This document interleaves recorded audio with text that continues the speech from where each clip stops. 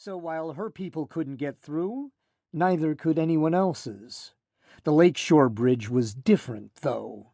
She'd protested passionately to Millard about destroying it along with the rest, but Momar had already dug his claws in, and he had made some sort of deal. Millard let him not only keep the bridge, but 50% of the tolls. In exchange for what? Millard was guarded about the specifics. She'd done everything she could think of to worm it out of him. She'd put on her slinkiest black strapless, gotten him slobbering drunk, done things with her mouth that would make most men cry. But all he would tell her was that LSD was off-limits to her crew. The fact that he, for whatever reason, felt he couldn't trust her was absurd. It was insulting. That he had stripped her of a bridge that was rightfully hers was enraging enough. His blunt dismissal of her was salt in the wound. But que sera, sera. Things could be worse. 3 years and counting since M-Day, and she'd never lived so well. A waiter in a white tuxedo appeared in the doorway of Fulton's restaurant, carrying what Violet knew was a perfectly room-temperature bottle of red. He walked slowly so as not to bruise the wine, but his nervous discomfort was obvious. Sweat shone high on his brow despite the chilly temperatures. Since M-Day, the yellow cloud blocked most of the sun's heat. Even in the dead of summer, the temperature rarely rose above 60. In this world, sweating was for the belabored.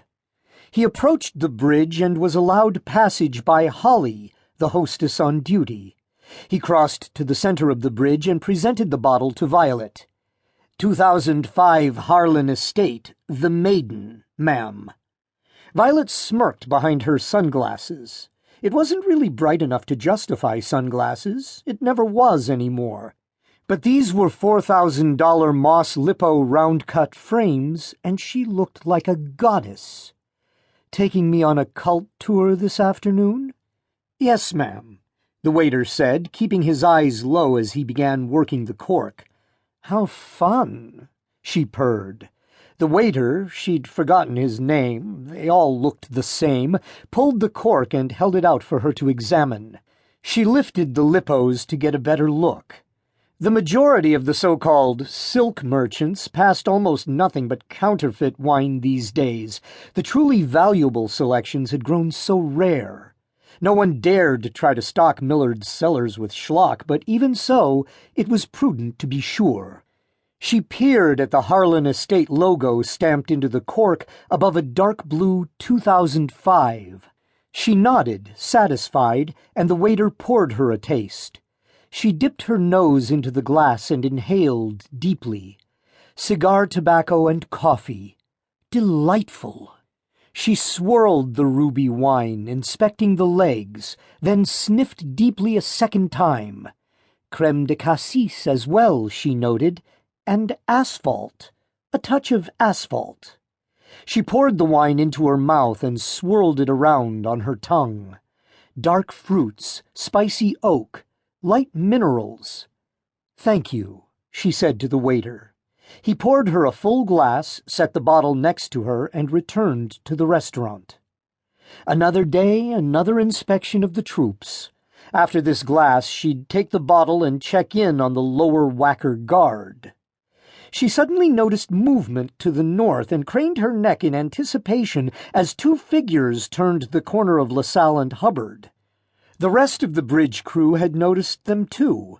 The small army of busboys and waiters rose from the concrete where they spent most of their days lounging and trading stories. Someone whistled down to the naval unit in the boat below the bridge. The men in the boat scrambled to find a square white flag with a blue cross reaching to all 4 sides.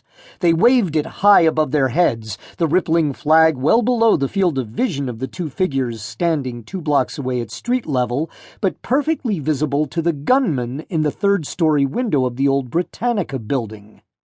Business had been slow all day, and, according to the morning report, it had been a slow week rounding out a slow month. This was partially due to the post-M-Day timeline, Violet knew. Survivors were dying every day, and she personally didn't know anyone attempting